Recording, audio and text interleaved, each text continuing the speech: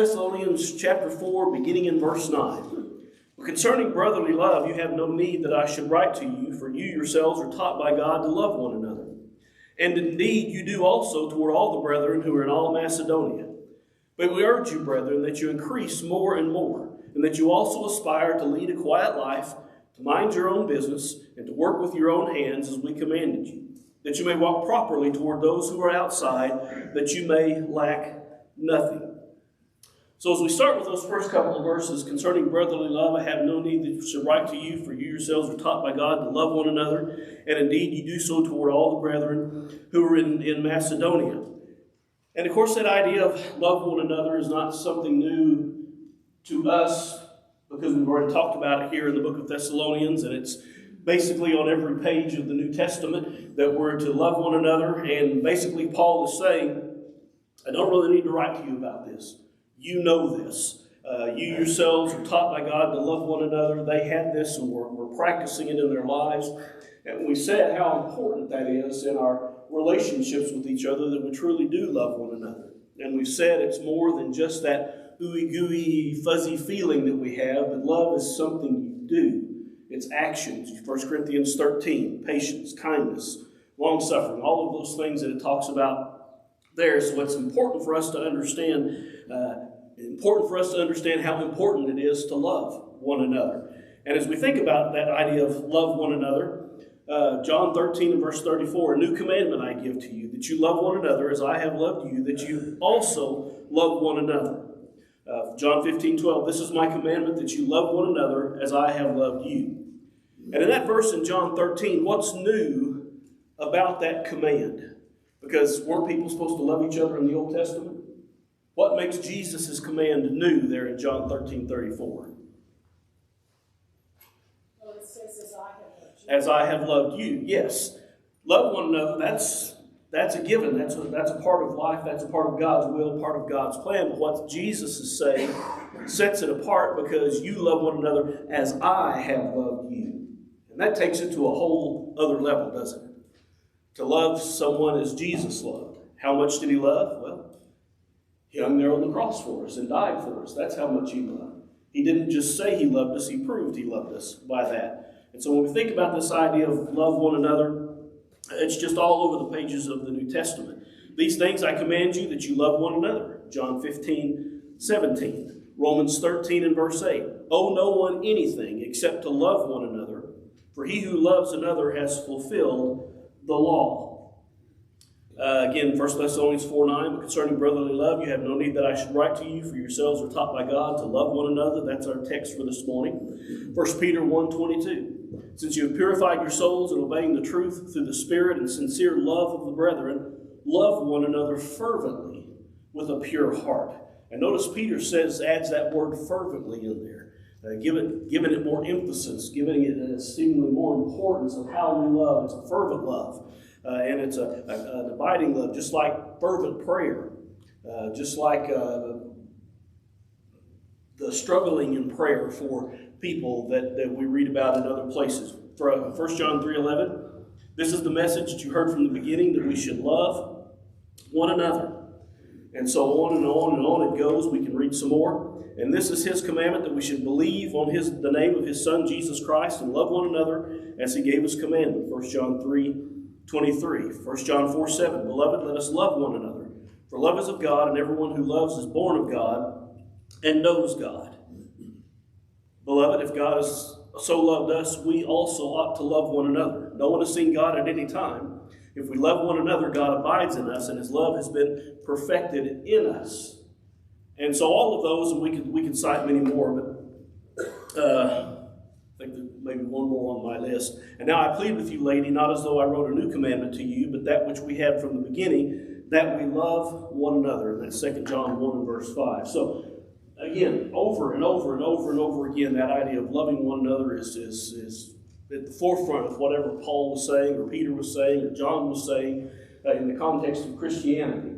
And all of that motivated by the love God had for us. That most famous of verses, John 3:16, for God so loved the world that he gave his only begotten Son. And so we understand that. And we're told how to love, 1 Corinthians 13. And we're told in all these passages that we've just read that we really do need to be a loving people. And I don't think we can talk about it enough or stress it enough. We all know it. But actually sometimes putting that into practice is a little harder than just mentally assenting to it sitting in a Bible class. It's the actual doing of that love that sometimes is hard to do. And it's personalities get in the way, squabbles get in the way, this, that, and the other can get in the way of that, of us actually loving like we should. And so it's something I think we need to remind ourselves of routinely and think about routinely and evaluate ourselves. How well is Kevin loving? And how is that shown in the things that I do toward brethren in the church and to those outside the church? Because earlier in 1 Thessalonians, he said to do that to the church and to everyone. So it's not just the church. Jim, you have a comment? I'm just reminded of Abraham and Isaac. He knows he loves Isaac, but he still took him up to the altar anyway. Yeah. He loves God. Mm-hmm. More. Yeah. It's hard. That would be very hard. I can't imagine. Yeah. Yeah, Jim brings up the point that Abraham loved Isaac. Loved him like he couldn't love, well, like you love your kids. And yet he still took him to the mountain and was going to offer him as a sacrifice because he loved God too and was going to do what God said to do. That's a demonstration of love, of a father and a son love, but that father and son love is still trumped by what God has asked us to do. Flo, Joe, I was going to say 1 John 4:7. If you go on into verse 8, it says if we don't love, then we don't know God. Right. So we have to keep that in mind. Yeah, absolutely. If we don't love, we don't know God, because you can't know God. And by know God, what do we mean? Oh, there's a God out there somewhere? What does it mean to know God? The one that I really like is place the needs of others before your own. Okay, place the needs of others before your own. In everything that we do, that's a demonstration of love, of us humbling ourselves and putting ourselves second. What does it mean to know God? Pretty good idea of his personality and his expectations. All right. Have a pretty good idea of his personality and expectations, and we find those in Scripture of what God expects and what he is. So knowing God is more than just knowing about God. A lot of people say, yeah, there's a God, but that doesn't translate into anything in their lives. It's just an acknowledgement. Yeah, there's a God of some kind out there somewhere.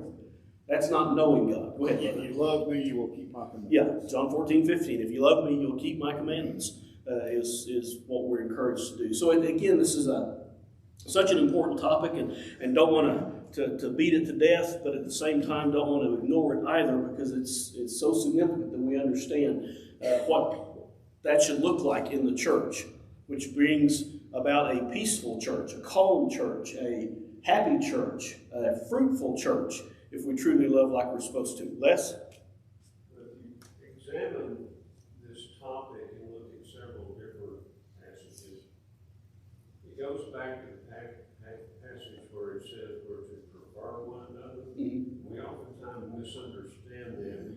We take a rather light meaning on that. That means we'd rather be in each other's company than those in the world. And that's not what that word means. It means putting the other person in the place of honor. So when we love God, we put him in the place of honor and we submit to his will. When we love each other, we are to do the same thing. We're to put the other person in the place of honor and submit to what they need. And one of the best examples, other than Jesus, we have of it is the Good Samaritan. You know, the Good Samaritan was on his way someplace, and he was planning to do something, and he gave that up for the benefit of the stranger he met that was in need. Yeah, the stranger who was passed by the priest and the Levite, who, by all technicality, should have been the ones that had the compassion on him. And I might mention, just as a side note, as a plug, our VBS for this summer is going to be done differently than we've done it before here. We've selected the last 4 Wednesday nights of the month, and each night we're going to have a parable, and that's what reminded me of that, because the parable of the Good Samaritan is one of those we're going to examine in the study. John will be teaching up here in the auditorium class the first Wednesday in June. He's going to set the stage, do the introductory stuff about parables and all that, and then we'll jump into the parables, and whatever you're studying up here will be the same thing the kids are going to be studying downstairs. They'll go downstairs after about 10 minutes of singing, and then they'll have their class and their craft, and then we'll all go down and we're going to have a meal together. Pizzas, subs, whatever that's decided on. So I hope you'll invite your friends and think about being here on Wednesday nights through the month of June, and we'll enjoy that time of VBS together. All right, shameless plug is over. But we're thinking about what Les said and the idea. Our kids in VBS sing this little song, J-O-Y. Jesus first, yourself last, and others in between. And it's a simple song. It's fun for them to sing, but it's got a profound message, doesn't it? About this idea of love and giving preference to other people and put them in that place of preference and doing what needs to be done, even if my needs aren't getting met through that process. Again, this is the parable of the Good Samaritan, and is an excellent example of that. And what adds to that story is the implication that the person he was helping was not a Samaritan, but rather a Jew. And if that's the case, why does that make it even more astounding? Because they were at each other's throats. They didn't like each other. The Jews thought the Samaritans were inbred with others, and their blood wasn't pure, and therefore they weren't Jews. And the Samaritans, basically back then, didn't like Jews any better than Jews like Samaritans. So it was a unique situation. And I think Jesus did that on purpose to demonstrate that his love and our love extends beyond any so-called racial divide, status divide, social divide. We love everybody. Les? Well, and that's the beauty of that passage, because the Good Samaritan is representative of God. Mm-hmm. Because when we were sinners, we were enemies of God. We were at each other's throat. We were not doing his will, and yet he sent his son to die for us. Yeah, he came, and we were on the outs with him. Sin had separated us from God, and yet he still came. He bound our wounds to keep with the parable. He took us to the end, and he paid for our continued care until we were able to be free. Kind of extending the metaphor of that particular parable. So, love one another. Easy to say, fun to talk about in the Bible class. But then when the rubber meets the road, and I'm out on the world on Tuesday, and it's a busy Tuesday, and I've got a lot going on, and an opportunity to demonstrate that love comes up, and sometimes, well, that's hard to do. And sometimes, I'll admit, and I think all of you will, we don't do that sometimes because we put ourselves first in that regard. So it's just something to keep in mind, something to think about, something to again evaluate ourselves, maybe on a daily basis about, okay, how loving was I today when I was given the opportunity to do that? All right? Any other thoughts or comments on that? All right. Talking about, he said there, and indeed you do so toward all the brethren and all who are in Macedonia. We look at the area of Macedonia there, and it's blown up on that map a little bit. You may not be able to read the finer print. The churches there in Macedonia are Thessalonica, Philippi, and Berea. Those are mentioned in the New Testament, so we know there were churches there in that particular context. We know that there was a church in Neapolis, Acts 16:11, Amphipolis, Acts 17:1, and Apollonia, Acts 17 and verse 1. And so those were places tied to Thessalonica in that general vicinity. In a sense, we could say, like we are tied to Lakeside and the Mountain View and the Tri-Lakes and the East Side and all of that here in our geographical location. And it was just interesting, throw this in for free, but Neapolis to Berea is about 130 miles as the crow flies. All these measurements are the crow flies. So there was quite a distance there. No Facebook, no Messenger, no Twitter, no text, no cell phones. And so communication had to go by word of mouth or by form of what? Letters. And so that was the communication. And so obviously from what Paul is saying here, there was some kind of relationship between these churches. We don't know to what extent that was or how often they saw each other, but 130 miles total distance from Neapolis to Berea is a long way. From Neapolis to Philippi, though, it's only 10 miles. And so, days walk for most people, or a horse or buggy or something, you get there to the next town in a shorter amount of time. Philippi to Amphipolis, 26 miles as the crow flies, and these are approximate, just measuring on the map. Amphipolis to Apollonia, 25 miles. Apollonia to Thessalonica, 30 miles. And Thessalonica to Berea, 40 miles. And so, again, these churches are spread out through this little area that's called Macedonia, where the Macedonian call came from to Paul, and he answered that call. And so it's an area where the church was strong, the church was growing, the church was thriving. Paul would write to Philippi, Paul would write to Thessalonica, and instruct them and encourage them. And so far, all we've seen in the letter to Thessalonica has been pretty positive, hasn't it? There hasn't been much in the way of negative to them, like getting to 1 Corinthians. That sometimes is hard to read because Paul has to really get after the church of Corinth because of the things they were doing. We don't have that in Philippi or in Thessalonica, in the church there, or at least not according to the letter. So that's interesting in and of itself, and that union of these churches. However that worked, we don't know. However that looked in that particular time, if there was regular travel between the churches, regular correspondence between the churches. Text doesn't tell us, so we don't know. But I'm thinking I'll say it's a hint there that there was crossover and interaction between those two churches. And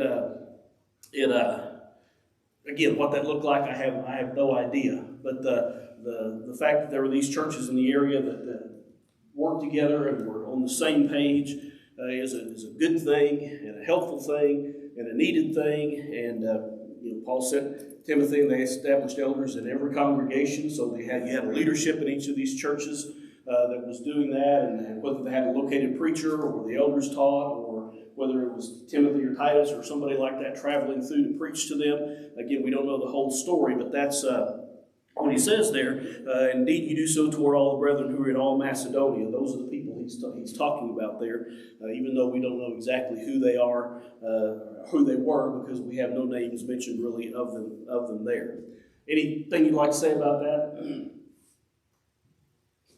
Okay. Geography lesson for the day is over. Verse 10. But we urge you, brethren, that you increase more and more, that you aspire to lead a quiet life, to mind your own business, to work with your own hands as we commanded you, that you may walk properly toward those who are outside, that you may lack nothing. So increase more and more, that you also, and we've talked about this, so we won't go into it in much detail, but we talked about, Paul commending their faith, and then saying he was going to come and perfect their faith.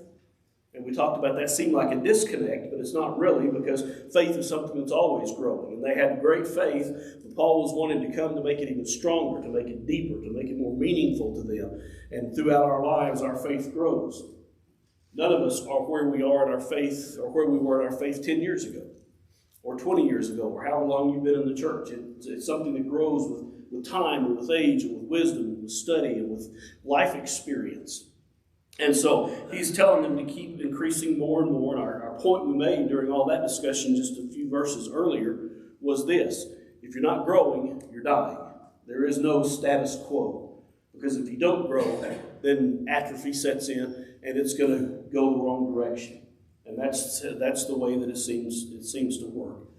Aspire to lead a quiet life. What does that mean? And what do you think Paul is saying here when he says aspire to lead a quiet life? Go ahead.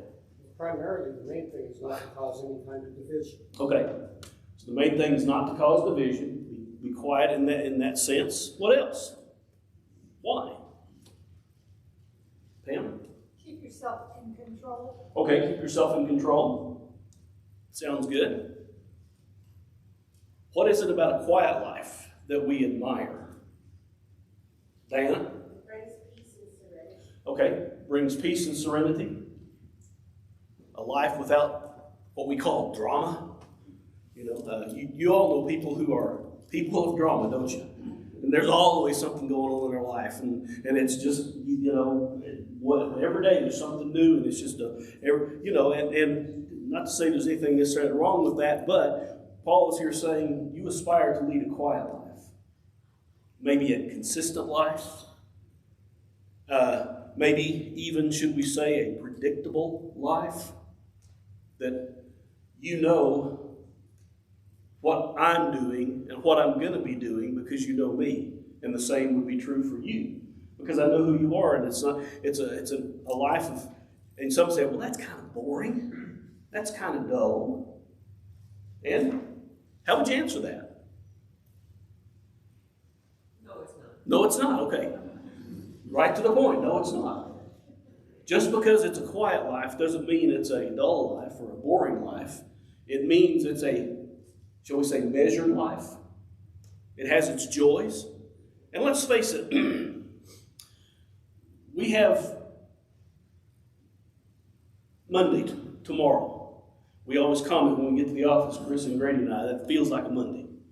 And you feel the same way probably when you have to go to work on Monday morning or whatever. And it's just that day after the weekend, and it just, you can't get your motor running and trying to get in step and with everything that's going on that week. But then maybe Tuesday's a good day. Maybe you have something exciting you get to do Tuesday. Maybe you're off Tuesday and you go hiking or whatever it is that you do when you're off. And so it's a good day. And so our lives don't just look like a straight line across the board. But this idea of a quiet life is, I think, a consistent life. Consistent with everything Paul's talking about here in the church, especially that consistency of loving one another, and of the things that he's going to talk about that are in this list that we're going to keep looking at. And I got to admit, the older I get, the quieter I like my life. Don't you? I mean, raising kids when they were young, there's something always going on. You're always going to baseball practice or basketball practice or band practice or field trips, or there was always something going on. And then when the kids were gone, once you kind of get over that empty nest syndrome, which took me probably 15 minutes, Yeah, Kelly's not in here, so don't tell her I said that. She's still having issues with it. But anyway, that emptiness syndrome, then life kind of evens out in some ways because you're not taking care of the kids again. But it still can be a quiet life in that context because it's a consistent life. It's a life of living by our expectations and according to our expectations. And I think that's a good thing in everything that we do. John, go ahead. Well, two things. Number one, Tuesday is always second Monday. Yeah. Tuesday's always second Monday, yeah. And number two, let me say somewhere, and I don't have the wording right, but every day brings with it its own trouble. Yeah. Drama's gonna find you if drama's out there, Yeah. if you're gonna get it. Mm. God will, he's gonna hone the blade one way or another. You're the blade. Mm-hmm. Don't go looking for ways to stir it. Okay, all right. So don't go looking for stirring up trouble. What might be a good way to interpret this. Don't go out finding trouble, because if you're looking for trouble, what are you going to find? You're going to find it. It's going to be there. If you're looking for it, Satan will put it right in your path and let you run directly into it and laugh all the way while you're doing it. And so, again, aspire to lead a quiet life.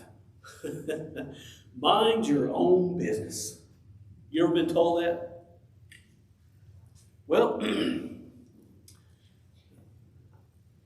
our society's concept of that is, if I say I see something that Bubba is doing wrong, or I think he's doing wrong, or he ought to do something different, and I go and talk to him about that, what can he say to me?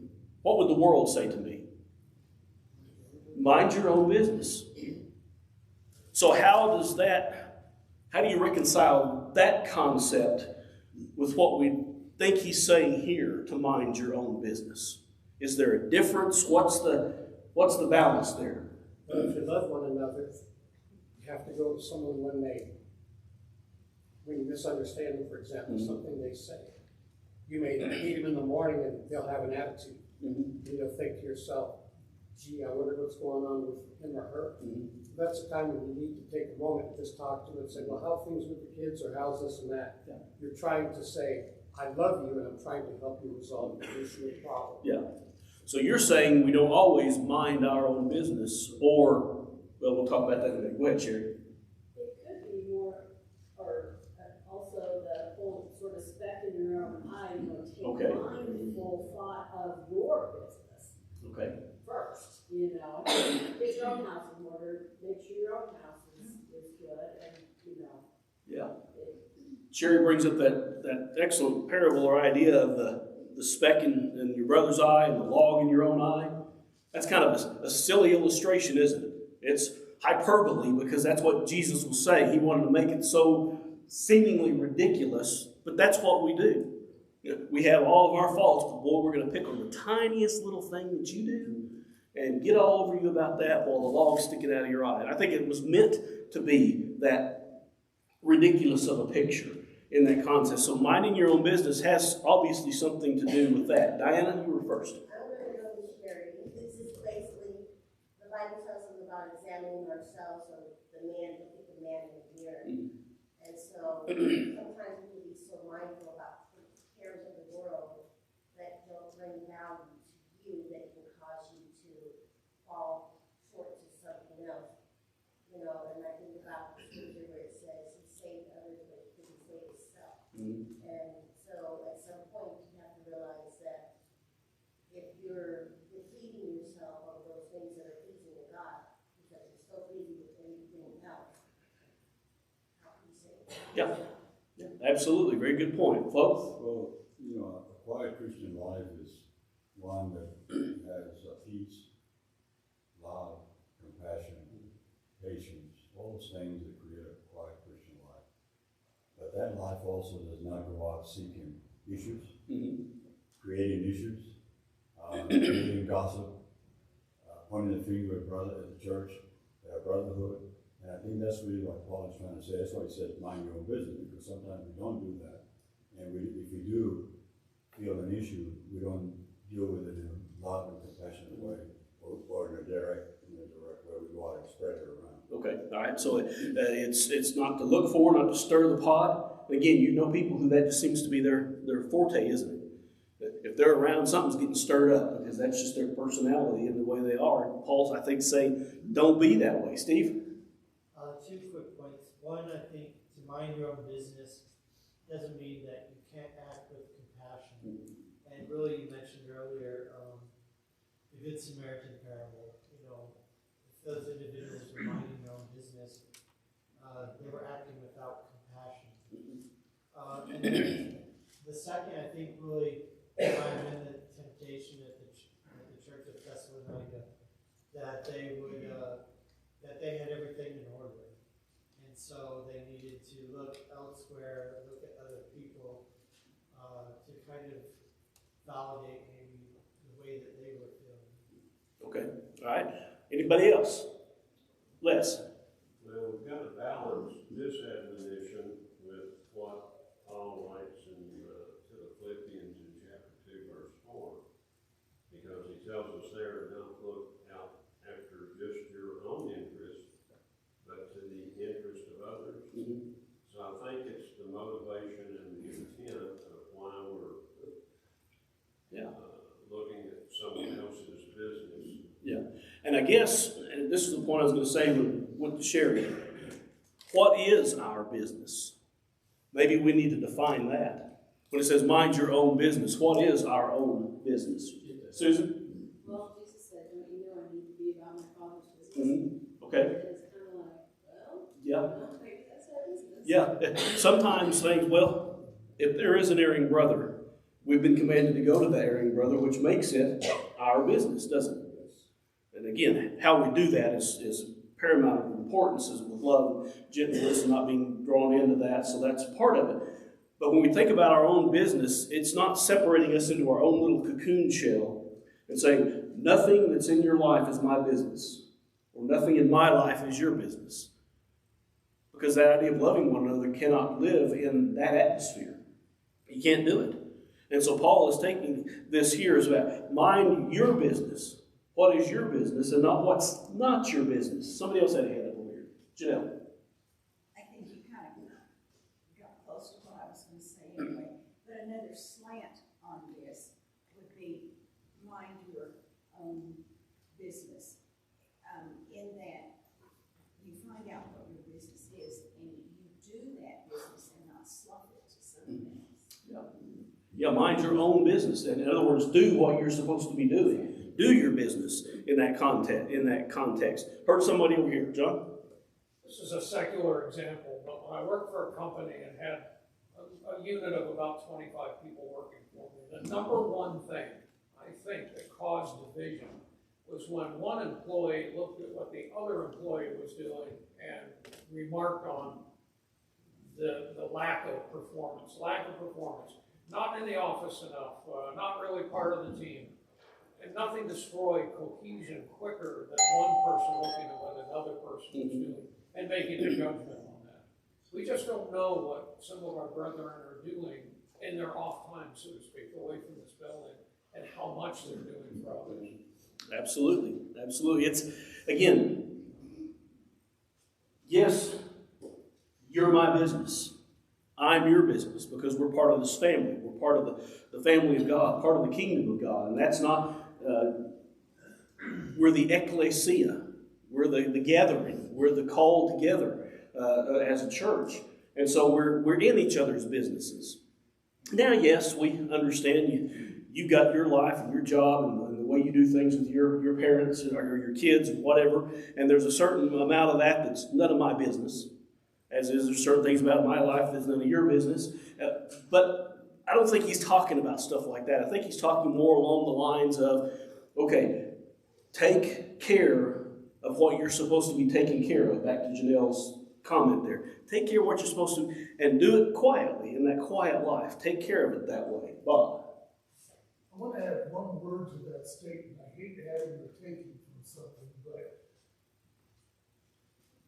your success is my business. Yeah. Not your failure, your success. And that's what leads into when a brother has sinned and fallen short. What's your mindset going in? It isn't to beat them down, point at them and say, see, you're a failure. It's how to bring success to that person, whether it's in the church and God, or even the secular world in business. Trying to help everybody around you get better, not living to your standards, but to God's standards. Yeah, absolutely. It's important that we're involved in each other's lives to better our lives, and not just to make me feel better because you messed up and I didn't. That's not the right attitude. The attitude is, if somebody's struggling, we need to help them, because at some point I'm going to be the one struggling and need the help, or I have been the one struggling and have gotten through it with help of others. And you need to be mindful of that, and that makes other people's issues our business, as long as we keep within the boundaries of Scripture in that regard. Somebody else had a comment? Sorry, go ahead. Yeah, relationships are very important, especially when you meet someone that's new. Mm-hmm. You have to form a relationship of trust. Yeah. Because a lot of people, they'll talk to people and they'll say something to them, and then the next thing you know, it's all over the church. Yeah. The one thing is when you are working with, say, a weak Christian or even an older Christian, the relationship that you have. For example, we went out to lunch last weekend, a couple of us, and I like the fact that we were talking about the spiritual things in life, the spiritual things of the church, how we should act, how we should love one another. Instead of talking about going hunting or going fishing, you realize that the relationship that a person has with God is the same relationship that he has with you, and what he wants to talk about, what he loves to do. If we love God and we love his people, which are the church, and we're going to make sure that whatever needs they have, whether positive or negative, we help them through that process. Absolutely. Absolutely. That's a good last word for class today. We'll pick up there, Lord willing, next Sunday morning, and appreciate your participation this morning.